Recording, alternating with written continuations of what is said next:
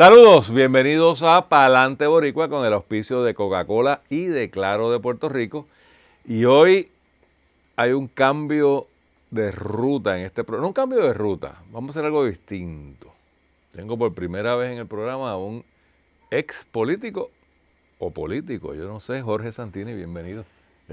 Saludos Luis, saludos a los amigos televidentes. Bueno, si no es ex político, pues un político en gran pausa. Pero nada, contento de estar aquí contigo y con la gente que te sigue y hablar un poquito de lo que tú digas. Tú dirás la agenda y los temas y los discutimos aquí, lo que sepamos bien y lo que no lo preguntamos.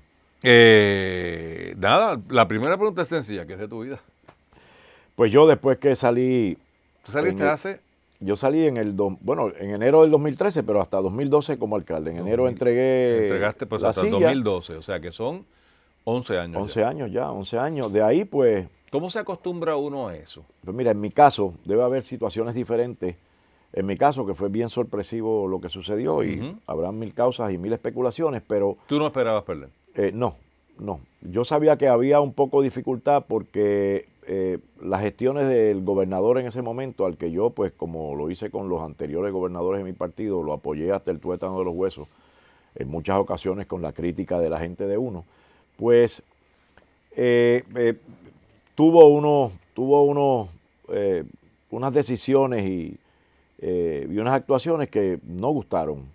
Una de las que yo sabía que había afectado, pero jamás pensé que hubiese afectado a tal nivel, fue la famosa Ley 7, Luis Fortuño. La Ley 7 fue mucho más devastadora de lo que yo mismo pensé. ¿Aún a nivel municipal? Aún a nivel municipal. En San Juan se estima que no votaron algunos 21,000, 22,000 PNP por abstención. Fuimos 10, porque la gente piensa, Santini, que pues, porque yo era un alcalde bastante sonado, pero nos fuimos por el chorro 18 alcaldes.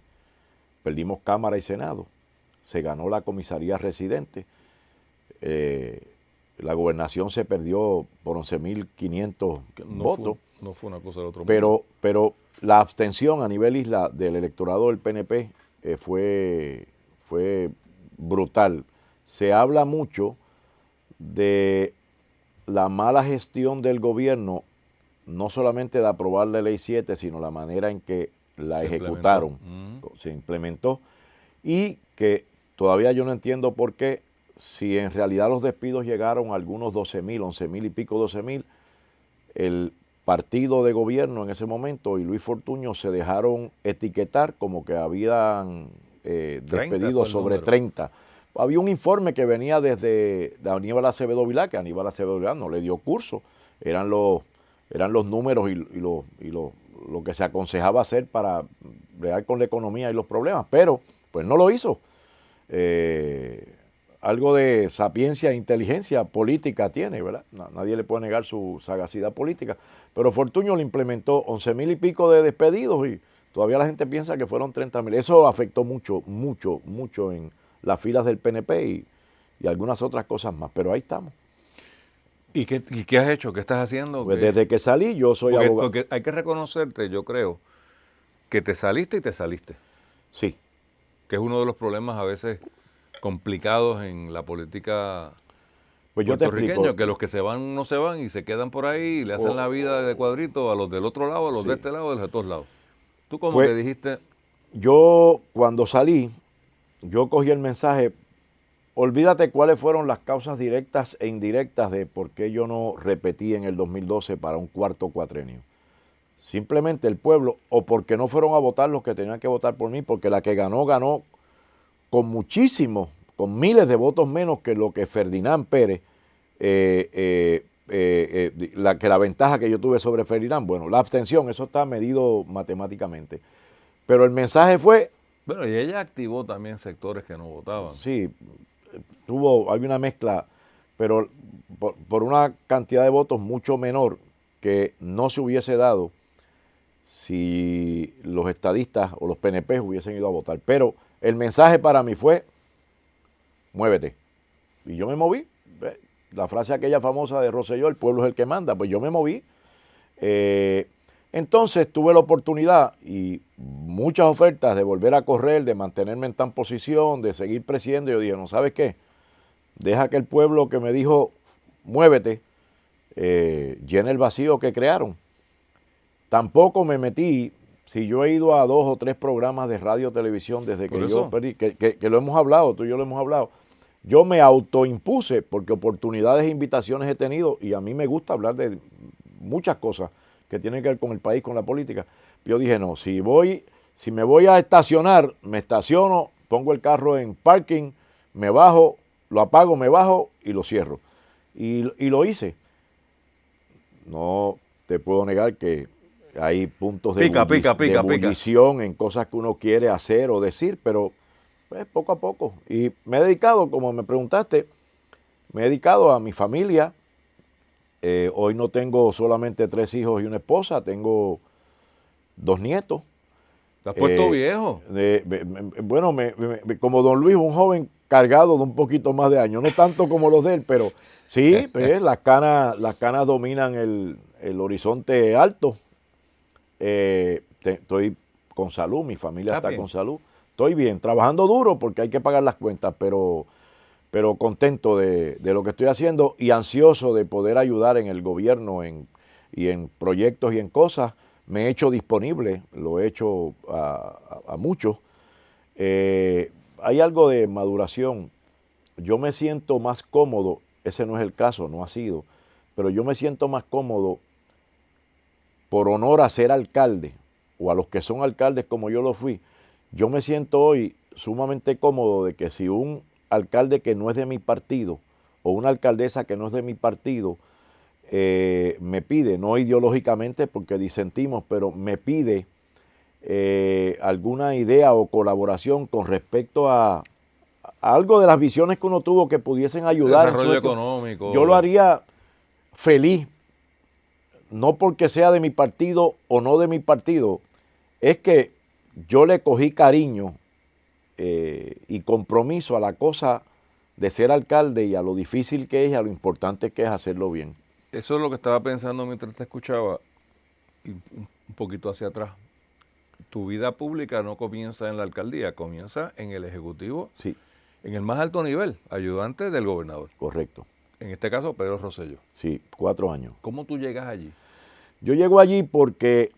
¿Qué edad tú tenías en ese momento? Pues eso fue en el 93 y yo nací en el 60, pues 33, correcto. Por eso. Ok, sí. Ya casado y con la hija mayor, pero yo llego a Fortaleza por lo siguiente. Mi familia, mi mamá, que en paz descanse, prima hermana de Hernán Padilla, Hernancito, como lo decimos en la familia, y nos movimos siempre en la cosa política. Mi papá fue administrador de Fortaleza con Carlos Romero Barceló, que en paz descanse también, etcétera, etcétera. Nos criamos en eso. Papá fundador del partido, esta cosa que todavía está vivo, tiene 92 años. Entonces, yo era el más activo en la cosa del politiqueo y de las caravanas y cosas, pero estudié, me gradué, me hice abogado. Y entonces...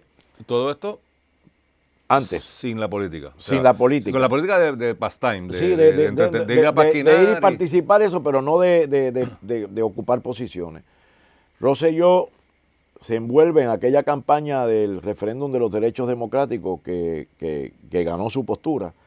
Y desde ahí, pues yo observé a Rosselló, que venía siendo un político no tradicional en muchas cosas, y me uní a quien después fue su asesor legislativo, que en paz descanse, Bernardo Vázquez, el licenciado Bernardo Vázquez, amigo mío y compañero de Facultad de Leyes conmigo, y creamos con un creativo, una persona que era el creativo, un afiche que se publicaba 2 veces en semana en el periódico, en los 2 periódicos principales del país, se llamaba El Búho Sabio Pregunta.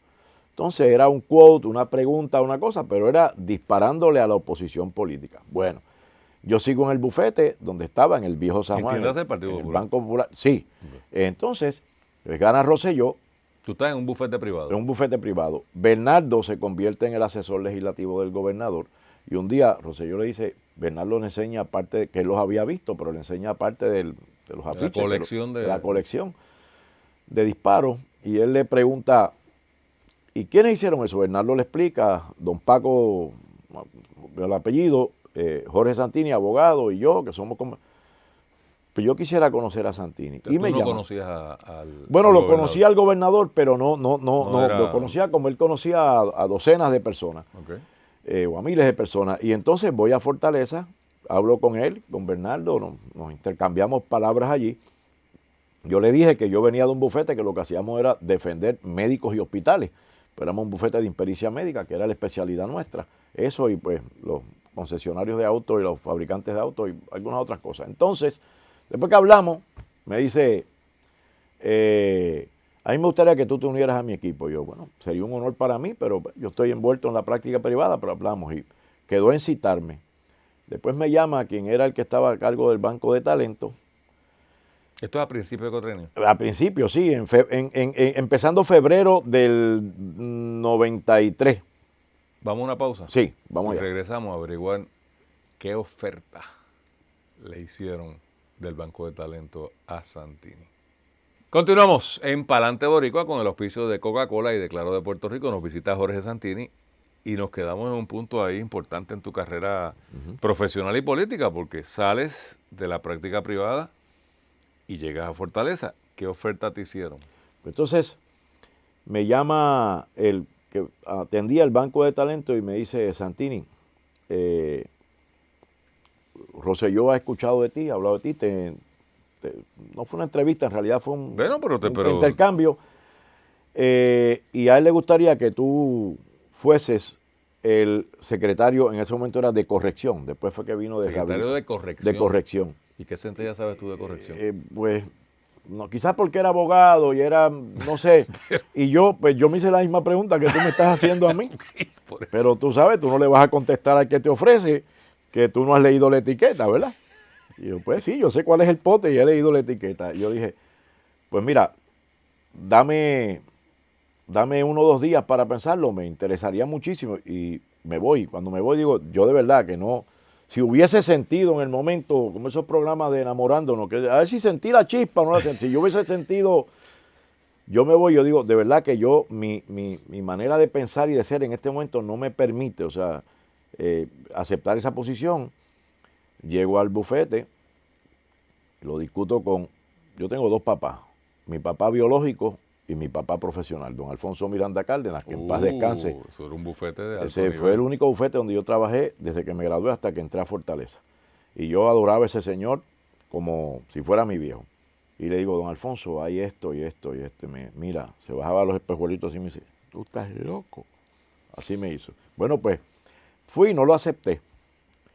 Me llaman una ¿Qué o dos. excusa diste? Porque una de las cosas, uno de los retos que yo sé que mucha gente pasa, decir que no. es decir que no a un Sí. gobernador, porque tú sabes, y sobre todo si el gobernador es Sí, afín a uno, ¿no? y los miembros de su gobierno y amistades mías me decían, tú puedes decir que no, porque entonces te quema. Y yo, bueno, pero es que yo no me voy a quemar diciendo que sí algo que yo no voy a hacer como debe ser. Ujú. ¡Pum! Pues yo me reúno y digo, mire, gobernador, yo no, la verdad que yo, With he himself.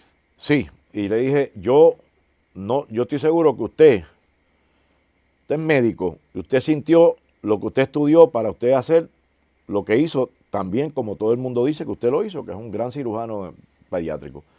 Yo no siento, si yo puedo ayudar en otra cosa, con o sin posición, yo lo hago.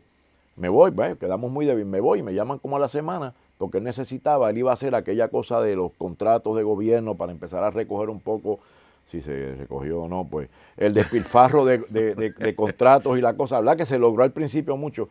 Y me dijo, yo necesito que tú dices que estuviste en la práctica privada Corporativa. corporativa y la práctica en el ejercicio de la profesión, defensa de médicos, hospitales, está relacionado con eso, pues yo necesito un asesor en salud, bienestar social y contratación. Salud y bienestar social no como médico, para eso estaban los que eran, pero era en el engranaje ese que tiene que ver con la operación de hospitales y la cosa legal.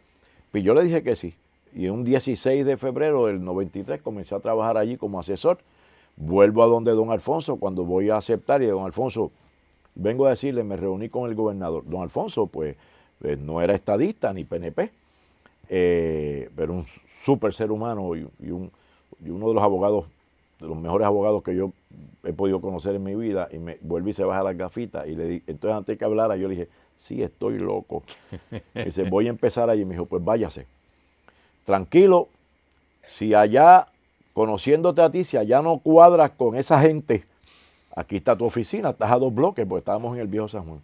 Pues fui y tuve los 4 años y entonces me envolví mucho en radio, televisión, programas. ¿Qué fue lo que más te gustó de estar en Fortaleza? La oportunidad de poder atender, recibir problemas y situaciones y estar tan cerca del gobernador como para llevárselas rápido en lo que era asuntos de cada agencia. Pero tengo que decirte que más me gustó el hecho, mi papá venía de la vieja guardia política de Carlos Romero Barceló, que podrán decir lo que digan, pero el tipo que más atento estaba a la base del partido era Carlos Romero Barceló. Cuando gana Rosselló, pues Álvaro Cifuentes, que en paz descanse, tenía la filosofía de que la base pedía, molestaba. Pero es que son gente que no venían de esa base. No. Vinieron como Sí, colateralmente o sí. lateralmente. Entonces que los alcaldes eran, estos eran, que los legisladores, y yo no tenía esa mentalidad. Y entonces yo me acuerdo haber atendido alcaldes de mi partido que llegaban a Fortaleza con alguna queja, no Pedro Rosselló, pero el trato de los que le tocaba atenderlos era bien difícil y yo los capturaba en el camino allí en Pabellones, me sentaba con ellos y los atendía y les resolvía muchas cosas o por lo menos los apaciguaba. Después que me pasó con 1 o 2, ellos se lo comentan a la gente, allí no se puede ir, pero si va tienes que procurar por santo. Y eso me ayudó mucho. Aprendí también. ¿O te desayudó? No, me ayudó muchísimo. ¿No te creó problemas con gente allí en el staff? No, bueno, sí, con algunos allí sí, pero yo entendí que el problema que me creaba con algunos allí era demasiado pequeño si no me los creaba con el gobernador, porque después de esto, se me olvida, Zoraida Buxó, que era asesora del gobernador, asesora legal, la nombran, ya estaba el cambio del Departamento de Corrección y Rehabilitación, y entonces a Zoraida la nombran secretaria, y entonces yo paso a ser también, además de lo que tenía, asesor legal. O sea que tú le quitaste el trabajo a Zoraida. No, a Zoraida la ascendieron para dirigir la mandaste para donde tú no querías ir, esos condominios malas experiencias en Fortaleza. La tirantez. Eso le pasa a todos. El lleve y trae, la tirantez entre compañeros. Hay una competencia. Yo nunca la sentí hacia nadie, pero la sentí hacia mí. Y la sientes de personas que están a tu nivel y de algunos que están más altos. Y algunos que están más bajos.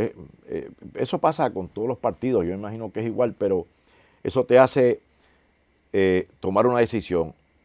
O inviertes el tiempo tuyo y lo gastas trabajando con eso, o te mueves y haces que las cosas sucedan, como dicen los militares.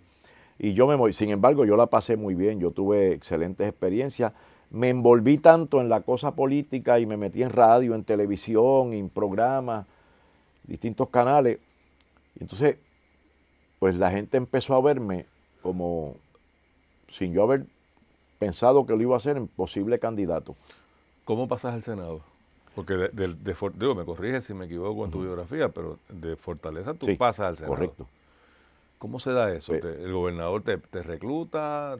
Empezó a sonar el rumor. ¿Lo habías pensado tú? Por mi activismo, y yo no lo había pensado. Yo estaba en el equipo del gobernador como asesor y tenía que estar donde el gobernador necesitara. Y un buen día, que eso se ha regado un poco, ya yo lo estoy oyendo, me preguntan, yo digo, bueno, eso está chulísimo, pero eso está excelente, pero yo estoy enfocado en esto. Que fue lo que me pasó más o menos cuando vino la oportunidad o el momento de quizás decir corro para la gobernación, pero eso no es ahora. Entonces, eso es ya mismo. Sí, yo lo pienso, pero yo estoy aquí, yo tengo que cumplir mi misión, yo soy de misiones. Entonces un día me voy yo en esa época pues estaba flaquito, jovencito y yogueaba. Y estoy yogueando y me pasa Rosselló con 3 ayudantes yogueando y va conmigo y me dice, ole, Santini, ¿es verdad que a ti te interesa? Bueno, gobernador, a cualquiera le interesaría estando en esto una posición así, pero yo ni me he movido para eso, pues yo tengo una posición que ocupar en su equipo y usted me necesita y yo estoy ahí para eso. Y me dice, pues ¿sabe qué? Yo mejor necesito a la gente mía en el Senado. había tenido las tiranteses con los mismos miembros de la mayoría nuestra. Y me dijo, yo te necesito allí. Así que si vas a aspirar, hablaste con tu esposa y tu familia. Bueno, lo que yo haga, mi familia lo va. Y entonces en ese momento, yo dije, pues, me fui, llegué a casa, le dije a mi esposa, esto es lo que viene y ya te contaré el resto. Vamos a la pausa y regresamos. Quiero saber qué te dijo tu esposa. Continuamos en Palante Boricua. Recuerdo que le den like, que le pongan la campanita, que se suscriban al canal de YouTube. Y este programa tiene el auspicio de Claro de Puerto Rico y de Coca-Cola. Estoy con Jorge Santini. Y nos quedamos en que llegaste a tu casa con el aval del gobernador. Ese es un buen endoso. Sí, magnífico. Pero entonces, ¿Y qué dijo la doña? Ahí sí que a diferencia de corrección, ahí yo dije, yo no puedo decirle que no. Ya yo estaba más mojadito con la cosa política y el fogueo ese chulísimo de la política. Y le digo a Irma, mira Irma, tú sabes que han estado mencionando que si corro, que no corro, que yo debería correr, bla, bla, bla. Y yo digo, yo estaba yo guiando esta tarde cuando salí de Fortaleza y Rosselló me empató y me dijo, escuché esto y esto y lo otro, ¿tú vas a correr? Y dije, no, gobernador, yo estoy en su equipo. Y me dijo, no, yo estoy en su equipo, yo no me voy a ir a otro sitio, donde yo te necesito en otro sitio. Allí es que yo necesito mis legisladores que conocen mi visión. ¿Era por acumulación o por distrito? No, de distrito, San Juan. San Juan. Entonces, yo no le puedo... Que hay un riesgo. Sí. Bueno, se gana y se pierde. Sí, yo no le puedo decir que no a Rosselló, Irma. Y yo tengo que correr. Irma me dice, ¿cómo? Porque Irma ha sido siempre bien callada. Ahora no, ahora más que yo ahora, pero al principio, pero yo no voy a estar parado en tarima. Cuando yo me paro en una tarima, tienes que parar conmigo. Pues vamos para adelante. Gracias a Dios, mi esposa conmigo me apoyó. Y entonces, pues, llené la papelería y aspiramos 5. Junior González, que en paz descanse. A primaria. Mirna Pasalacqua, Luis Felipe, whatever, abogado que estaba en Barrio Obrero, Donald Cintrón, familia, cuñado de Oreste Ramos. Sí, Donald, lo más particular él y yo. Y de esos 5 salimos 2. Yo saqué la mayor cantidad de votos de Junior y empecé en el Senado. Y ambos ganan. Los 2 ganamos, sí, porque eran 2 posiciones. En ese momento... Pero en la elección hay otros candidatos. Sí, no, en ese momento fue el caso en que Oreste se va después de tantos años en el Senado y Rolo tuvo aquel problema, que Rolo que en paz descanse, el problema que tuvo con algo de la oficina, que sé qué, y entonces los 2 salen y entonces están esos 2 slots, esas 2 vacantes y pues nosotros corremos y ganamos y ahí empecé, obviamente. ¿Tú tuviste cuánto tiempo en el Senado? Un cuatrienio, 4 años. Sí. ¿Y esa experiencia? Pues de mira, que no pase nada. Digo, ese es mi prejuicio, ¿no? Bueno, prejuicio porque lo juzgaste un poquito antes, pero el resultado del prejuicio hubiese sido el mismo del postjuicio. Te explico. Es una experiencia maravillosa en términos... Y déjame poner eso en contexto porque no quiero prejuiciar a la gente. Cuando uno está en Fortaleza, ya tú lo dijiste, estoy citando lo que dijo el testigo, pues te traen un problema y hay una posibilidad de tú actuar y que se resuelva y es cuestión de llamo aquí, hago esto, muevo esta cosa, y podrá ser un problema pequeño, se resolvió. Como alcalde, indudablemente, pero como el Senado o la Cámara son cuerpos colegiados. Eso es horrible. Pues tú solito, por más buena intención que tengas. Entonces... ¿Por qué es horrible? Es horrible porque como es colegiado, cuando es colegiado y los colegiados son personas con una ocupación bastante completa en la azotea, pues no es tan difícil, es mucho mejor. Pero cuando tú encuentras que proyectos importantes, no solamente tuyos, de otros compañeros y compañeras, para poderse aprobar, te ponen en posición de tú ceder a favorecer cosas que no tienen importancia o no son buenas, pues es un problema. A mí no me pasó tanto. Yo tengo que decirte que el Senado en el cual yo participé, que lo presidió Charlie Rodríguez, a quien yo ayudé a ganar esa posición, con unos movimientos que hicimos para que tuviera los votos suficientes. Después pues, la vida me enseñó que debió haber sido Bobby de nuevo, pero ¿De verdad? Sí, sí, definitivamente. ¿Por qué? Porque sí, porque la gestión, aunque Charlie fue un buen presidente del Senado, pero la cosa esa de que yo voy para la gobernación y voy para la gobernación nos creó unas tiranteses. Yo no, yo tenía excelente relación con Fortaleza. Y a don Roberto Resach Benítez, que yo le costé la presidencia ese segundo cuatrienio, yo le conseguí 2 votos que faltaban y el mío, y Charlie ganó por 1. Y lo digo sin hablar nada malo de Charlie, pero En retrospectiva en piensas que no hiciste lo correcto. no, no lo hice. Don Roberto, entonces fue compañero en la legislatura, se sentaba don Roberto, Sergio Peñaclós y yo, y detrás el que era de Recursos Naturales. Yo empecé con las novatadas que uno empieza, a pesar de que uno es abogado y escribe y revisa, y ese señor empezó a orientarme. Se convirtió en tu mentor. Sí, en mi mentor. A pesar de que lo habías descarrilado. Y sabiéndolo él, y habiéndome dicho él, Jorge, no hagas eso, dame tu voto. Y ese señor me cogió un cariño y un aprecio. Tan es así que el sistema educativo público municipal de San Juan, que hoy es, a pesar de lo que sufrió con la pasada administración de San Juan, Miguel está ahí dándole duro,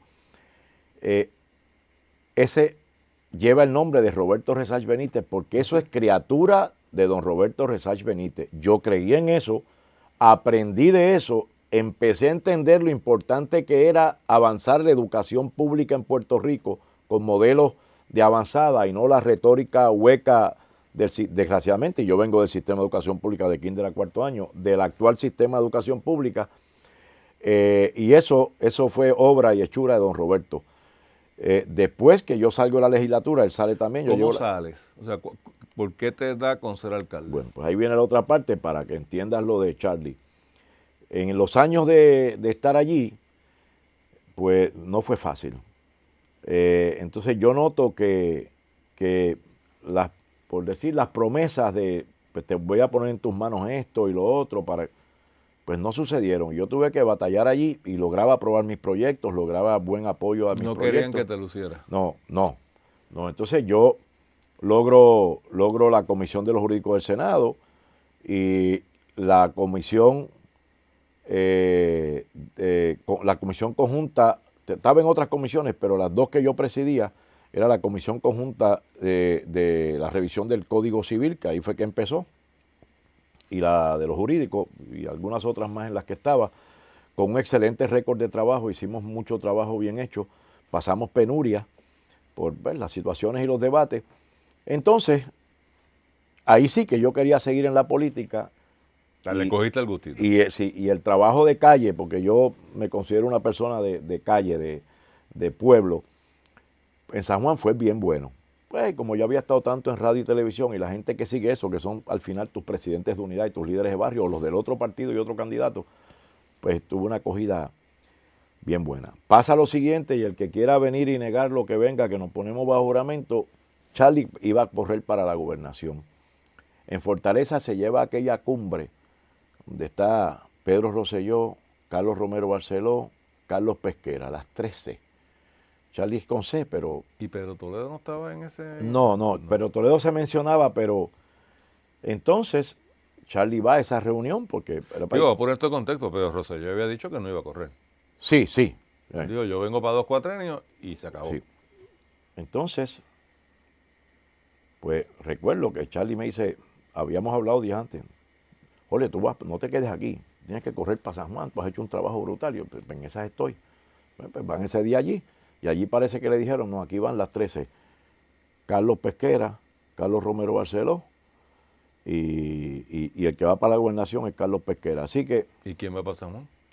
Pues entonces Charlie decidió que si no podía correr para San Juan, corría para San Juan. Y entonces yo me entero cuando llega. Yo, pero si tú sabes que yo voy a correr. Porque entonces él me pide que yo me aguante para otro momento. Para él correr para San Juan. Sí, y yo le dije no. ¿Esto fue después de haber querido ser alcalde de Carolina? Sí, mucho después. Okay. Todavía estaban contando los votos que sacó en contra, pero fue muchos años después. Y entonces, pues corre, yo le dije, mira, no hagas eso. Tú eres un buen tribuno y un buen político, reta a Pesquera. No, imagínate. me parten por la mitad en el partido. Y dijo, pues yo voy a correr. Bueno, pues si no quieres, nos vemos en primaria. Y yo le dije, como ya yo venía oyendo. ¿Así te dijo? Sí, y yo le dije, no, en primaria no, a las 5 hay una reunión en el antiguo comité del PNP en Santurce. Hay una reunión, allí van a estar los 183 de 186 presidentes de unidad. Y allí tú les harás tu presentación y yo le haré la mía. Pues allí estaban. Y cuando llega... ¿Quién había convocado esa reunión? ¿Ah? ¿Quién había convocado esa La reunión? habían convocado de la Secretaría del partido, perdón, pero yo me enteré y yo me encargué de llamar para que tuvieran los presidentes de unidad y no las amistades que ellos querían. Aquello estaba preñado. Preñado. ¿Esto era donde? Allí en el comité. En el comité, segundo piso del comité que está en Santurce allí. Que estaba. Estaba. Sí, el que está allí al lado de Pavía. Al lado de Pavía. Entonces, llegamos. Porque digo, vamos a aclarar esto. Este señor que está aquí no era el candidato de la institucionalidad. No. Este retó a la A institucionalidad. eso vamos. Yo creo que el camino más fácil que siguió el partido era no apoyar a este muchacho que va subiendo, que es rosellista hasta el tuétano de los huesos, pero el otro tiene otro calibre, porque la verdad que Charlie tenía... Y yo dije, No, pues yo no, voy para... Y en aquel momento, Sí. Charlie tenía más, Sí. más abolengo que tú. Por lo menos en Carolina, porque en San Juan no tenía ninguno. Y entonces yo le dije, no lo haga. Pues allí nos presentan. Vamos a la pausa y cuando Sí, regresemos vamos allá. empezamos en la The Clash of the Titans The frente Clash of a the Titans. 180 y ¿cuántos eran? 189 presidentes de unidad, habían 186. Los demás estaban 2 muertos y 1 de viaje. Me acuerdo Vamos a la como ahora. pausa. Continuamos en Palante Boricua con el auspicio de Coca-Cola y de Claro de Puerto Rico en esta breve historia de la política en el PNP de San Juan. ¿Y qué pasó allí? Pues entonces Si allí algo, como se dirían los presentan, abogados. obviamente la radio, me acuerdo que era Guapa Radio, que era la que estaba corriendo allí, habrían otros. Pues allí Charlie hace una presentación, él es muy buen tribuno y dijo 20 cosas. A mí me hablaron durísimo allí. Y yo cuando termina de hablar, con su excelentísima alocución, yo saco un papel así de grande que decía, nosotros los presidentes de unidad de San Juan queremos a Jorge Santini como nuestro próximo candidato a alcalde de San Juan y próximo alcalde. Y firmaban nombre completo, la firma al lado y la unidad precintal del precinto que fuese. Y habían 186 porque habían 2 muertos y una vacante. O sea, que ya tú le habías robado el tiro. Hacía rato. ¿Y qué pasó allí? Pues que ¿Tú te paraste y dijiste? yo dije, pues yo no tengo problema, yo no voy a pelear con compañeros de partido, a mí me han hablado muy duro aquí, pero la base de San Juan habla más duro. ¿A quién quieren ustedes para...? Y ya tú sabes, se rompió el segundo piso y el tercer y el cuarto piso del edificio y de ahí empezamos la campaña. O sea, que le pasó lo mismo que en Carolina. No, le pasó peor, porque Carolina corrió para la alcaldía, aquí corrió para la nominación y no ganó ni un solo maletín, ni un solo maletín. O sea, pero perdóname, es que no me acuerdo de verdad. O sea, hubo primaria. Sí, hubo O primaria. sea, no recogió los Mucha bártulos. sangrienta. En esa primaria a mí me dijeron hasta del mal que yo iba a morir. Pero nada, La experiencia de San Juan, ahora a 11 años, ¿qué fue lo que más te gustó, te emocionó? ¿Cuál fue la experiencia que, si todo lo malo se concentrase por 1000, todavía tú dirías, caramba, eso que yo logré o eso que... No, ni siquiera tenía que ser un logro. ¿Qué experiencia tuviste que te... 2 cosas. La primera tú la mencionaste al principio del programa. En esa posición, tú no dependes del chiripá de los otros. Tú dependes de tu voluntad, tu visión, el equipo de gente buena que te ayude, Que lo pero tú reclutas eres tú. el que manda. Tú eres el que dispone, el que propone y el que dispone. Eso es maravilloso. Lo segundo, obras, muchas obras de una envergadura, que yo digo con mucho orgullo, aunque trataron de destruirlas después de mí, pero no lo lograron. El sistema educativo público de San Juan que te mencioné ahorita, tú ver un niño de Llorens Torres estudiando con uno de una urbanización de clase media, porque la segregación es enemiga de la educación, sino la integración, y tú ver un niño que entra en kindergarten y que en segundo grado te está hablando inglés y en tercer grado te está hablando inglés y viene el papá y la mamá se excusan porque no están bien vestidos en la reunión de padres, pero te dicen estoy orgulloso porque mi nene con el iPad de la escuela le explica en español a los nenes del edificio 7 del residencial lo que él aprendió y se los traduce al español, cosas así. Pero la obra más grande, que si hubiese sido esa única, con esa yo hubiese dicho que cumplí con mi misión, la Casa Cuna de San Juan. Cuando yo empecé a coger niños y niñas quemados con cigarrillos, torturados, y los cuidamos allí para promover la atención, y cuando se nos ocurre promover la entrega voluntaria, cosa de que no esperásemos encontrarnos un niño en una caja de cartón, en un zafacón abandonado, sino que madres que por la razón que fuese no lo querían o no lo podían tener, cuando daba a luz, ahí estábamos nosotros cogiendo el niño con un padre y una madre ya seleccionado, bien seleccionado. Nosotros dimos en el tiempo, porque en lo que yo hice Casa Cuna tuve que pelearlo con la gobernadora Sila Calderón, que lo quería para un desarrollo privado, y yo lo cogí. El Navy me lo transfirió con condiciones, ¿verdad? Y cuando yo me fui, habíamos dado entre 15 a 18 adopciones. Todos esos niños o niñas, todos, y todos los padres están juntos, funcionando, y los niños son una maravilla.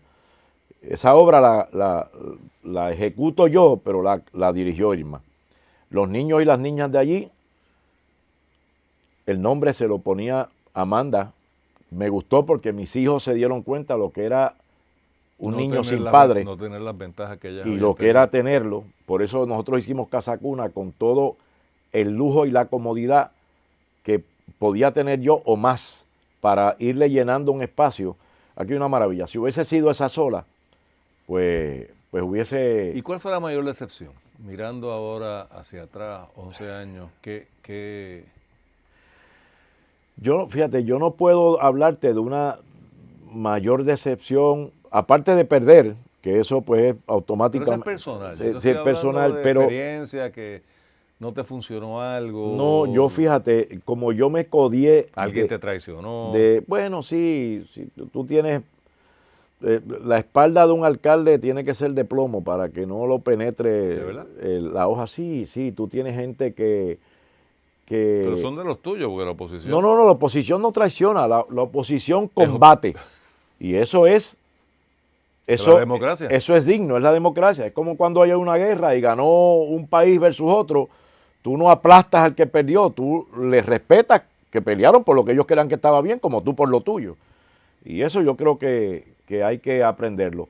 Pero ese taladrar, por las razones de envidia de las posiciones, de la política, y eso, que yo tuve muy buenas relaciones, yo fui vicepresidente del partido desde que salí electo alcalde, gané la vicepresidencia del partido por 12 años. Obviamente después salgo y la entrego, pero una decepción específica sí, más ratos y sin sabores, pero yo no te puedo decir alguna.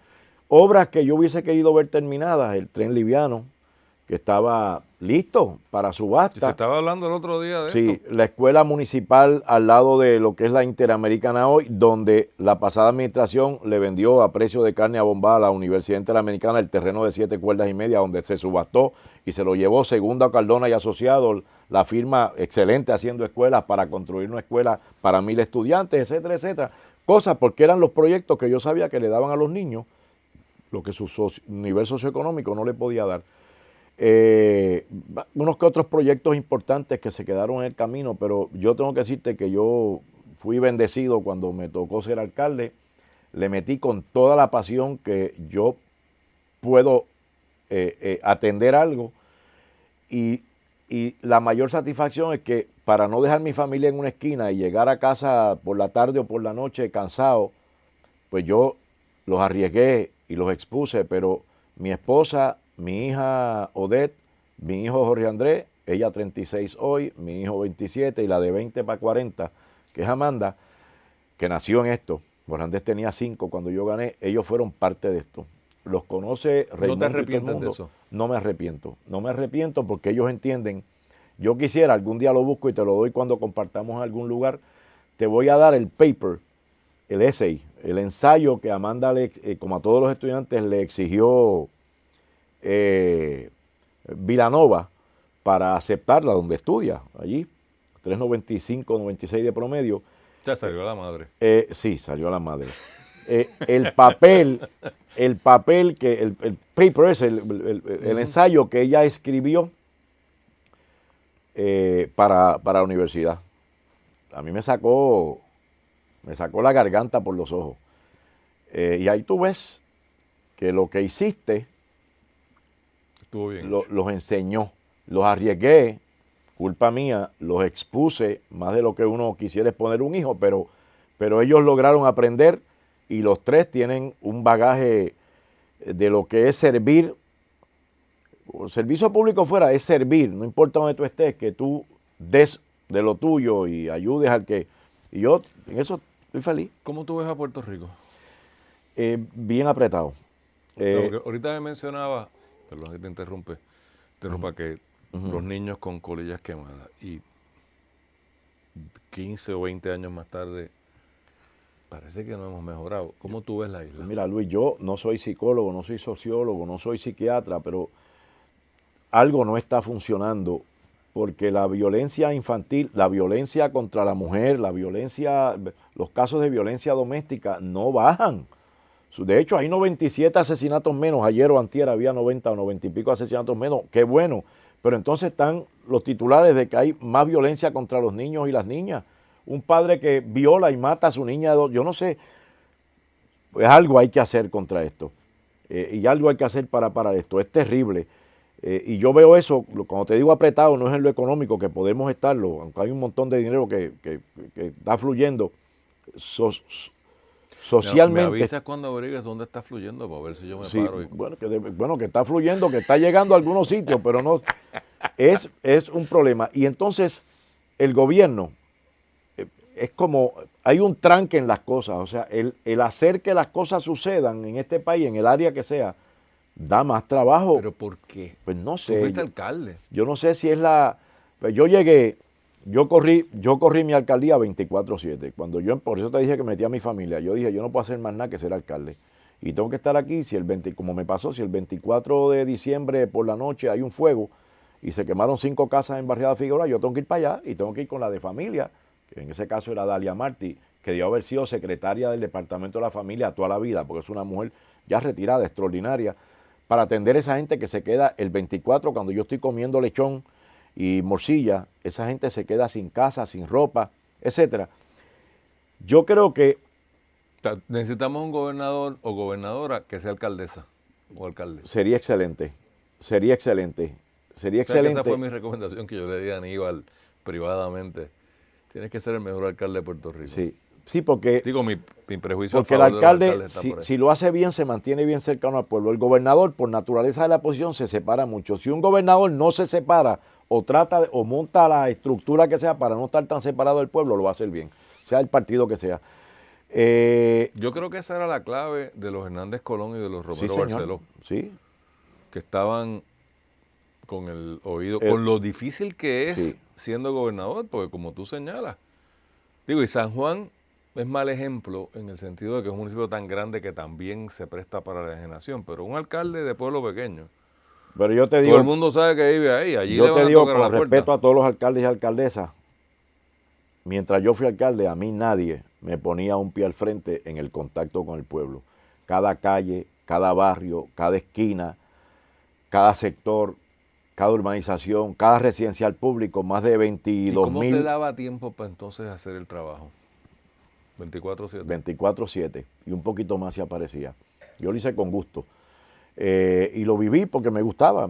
Yo vengo de una familia, yo crecí en el núcleo de mi casa y mis padres eran así. ¿Dónde? Yo me crié, yo viví a 2 calles de aquí, en la calle Faraday, los primeros 3 años. ¿Aquí, en las Sí, Américas? ahí está la casa todavía, no, Jardines Metropolitanos, detrás del puesto de gasolina. Ahí viví. Oye, ¿por qué te perdiste llegando aquí? Bueno, porque yo sabía el sitio, pero no sabía el numerito de la casa. Y entonces de ahí fuimos a vivir al área de Río Piedras Heights, Crown Hills, que es donde todavía vive mi padre. Y entonces me crié en ese área de Cupey. Yo crecí en Cupey, estudié en Río Piedras Heights, en la escuela pública de Río Piedras Heights, en la elemental, intermedia. ¿Es la que está por la Paraná? Sí, la que está por la Entrando por el Paraná, puesto de la gasolina. José Colombán Rosario y después la secundaria Río Piedras. Hay dos escuelas modernas en aquel momento, nuevas, con planes educativos excelentes que ya no se ven en educación. Y te iba a decir ahorita, cuando me preguntaste otra cosa, debemos desmantelar, que me perdone, lo digo con todo el respeto a los maestros, a las maestras, a los secretarios y secretarias de educación, no va a tomar un año o dos, puede que tome 30 o 40, no lo vas a ver tú ni lo voy a ver yo. Pero si tú no desmontas el sistema educativo de Puerto Rico y lo vuelves a ensamblar con un modelo educativo diferente al traga, traga, traga y vomita, traga, traga, traga y vomita. Aparte de los aires acondicionados y los abanicos, toda esa cosa es importante y la planta física. Si no convertimos el sistema educativo público de Puerto Rico en una aventura del conocimiento, que tú vayas allí como el niño que escucha y va a Oaxaca, como la niña que escucha y va al Verde, como el niño que va de viaje o el adulto que va a Europa. Lo que te quiero decir no es que vayan a esos sitios, es que sea una aventura y con un modelo como el que adoptamos nosotros, un modelo constructivista educativo que no se basa en darte información y de echarla en un examen, es que aprendas a usar tu motor de pensar y cuando tú aprendes a usar la máquina de aprender, la información llega sola o llega y se almacena bien. Pero si no hay educación, Futuro. no hay futuro, no hay futuro. Gracias, Jorge. Se me ¿Cómo acabó no? el tiempo. Gracias a ti por invitarnos. Hay que hacer otro programa. Cuando tú digas y los temas que tú escojas y que sean importantes que la gente los escuche. Yo en lo que tenga o sepa algo, si no lo pregunto. Te veo. Gracias. Gracias a ti.